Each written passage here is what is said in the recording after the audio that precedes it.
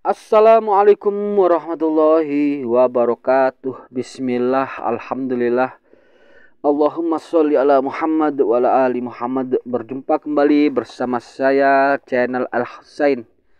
Kali ini saya akan membacakan sebuah kisah pengantar tidur, yaitu yang berjudul Kisah Permulaan Turunnya Wahyu kepada Rasulullah SAW.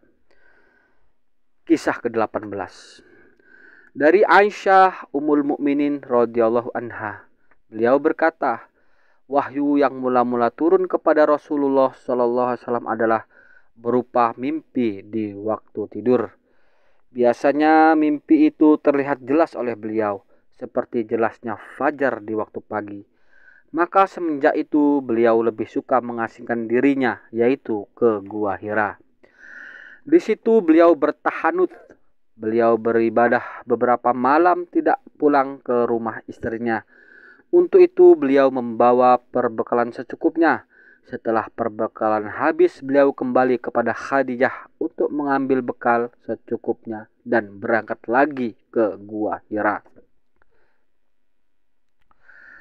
Hingga suatu ketika datang kepada beliau al-haq, kebenaran atau wahyu, yaitu sewaktu beliau masih di Gua Hira, malaikat datang kepada beliau dan berkata, bacalah.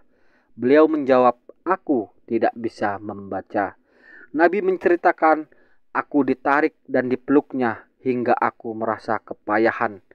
Kemudian aku dilepaskannya dan kemudian berkata lagi, bacalah. Jawabku, aku tidak bisa membaca.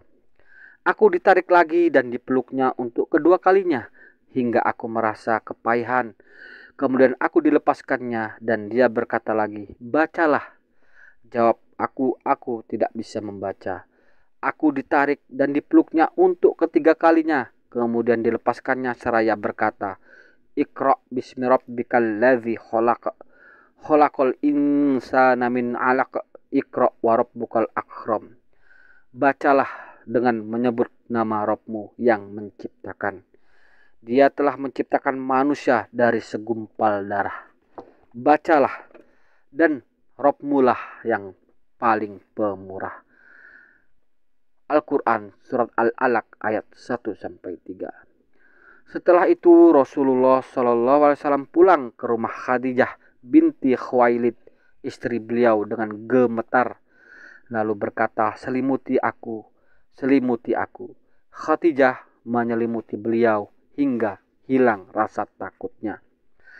Lalu Nabi berkata kepada Khadijah setelah menceritakan semua kejadian yang telah dialaminya itu, sesungguhnya aku cemas akan diriku. Khadijah menjawab, jangan takut, demi Allah, Tuhan sekali-kali tidak akan menghinakan Anda karena Anda selalu menyambung tali persaudaraan, membantu orang yang sengsara, mengadakan barang keperluan yang belum ada, memuliakan tamu, dan menolong orang yang kesusahan karena menegakkan kebenaran. Setelah itu Khadijah pergi bersama Nabi menemui Waraqah bin Naufal bin As'ad bin Abdul Uzza, yaitu anak paman Khadijah yang telah memeluk agama Nasrani Kristen pada masa jahiliyah itu. Ia pandai menulis buku dalam bahasa Ibrani, makanya disalinnya kitab Injil dari bahasa Ibrani seberapa dikehendaki Allah dapat disalinnya. Ketika itu usianya telah lanjut dan matanya telah buta. Khadijah berkata kepada Waraqah, wahai anak pamanku, dengarkanlah kabar dari anak saudaramu Muhammad. Waraqah bertanya kepada Nabi, wahai anak saudaraku, apakah yang telah terjadi atas dirimu? Maka Rasulullah SAW menjawab, menceritakan kepadanya semua peristiwa yang telah beliau alami.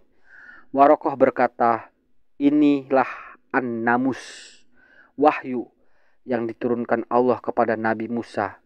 Duhai, sekiranya saya masih muda ketika itu nanti, yaitu ketika engkau diusir oleh kaummu.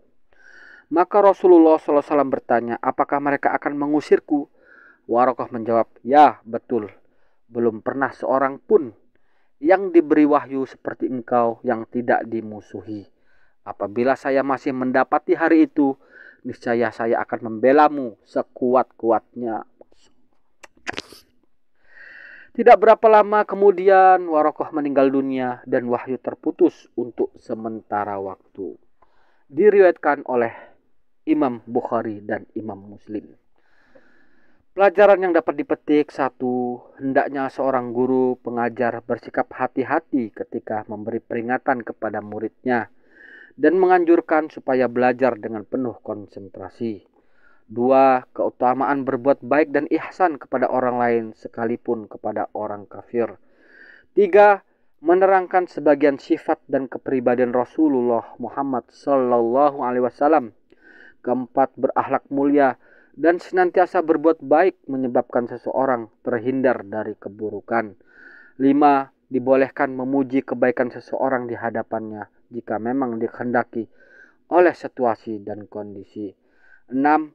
Anjuran untuk menenangkan orang yang sedang ketakutan karena menghadapi suatu masalah dan memberitahuan kabar yang menggembirakan serta menyebut-nyebut keselamatannya untuknya. 7. Menerangkan kedewasaan dan kecerdasan Khadijah radhiyallahu anha, juga keteguhan dan ketegaran jiwanya serta keluasan ilmunya. 8. Diperbolehkan mempelajari bahasa lain untuk suatu kemaslahatan.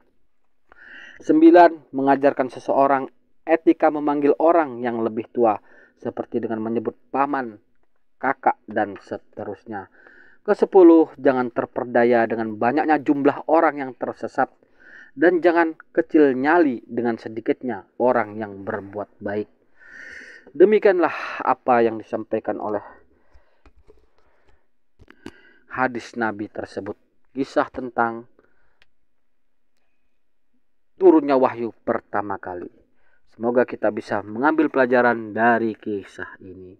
Subhanakallahumma wa bihamdika asyhadu alla ilaha illa anta astaghfiruka wa atubu ilaik. Assalamualaikum warahmatullahi wabarakatuh.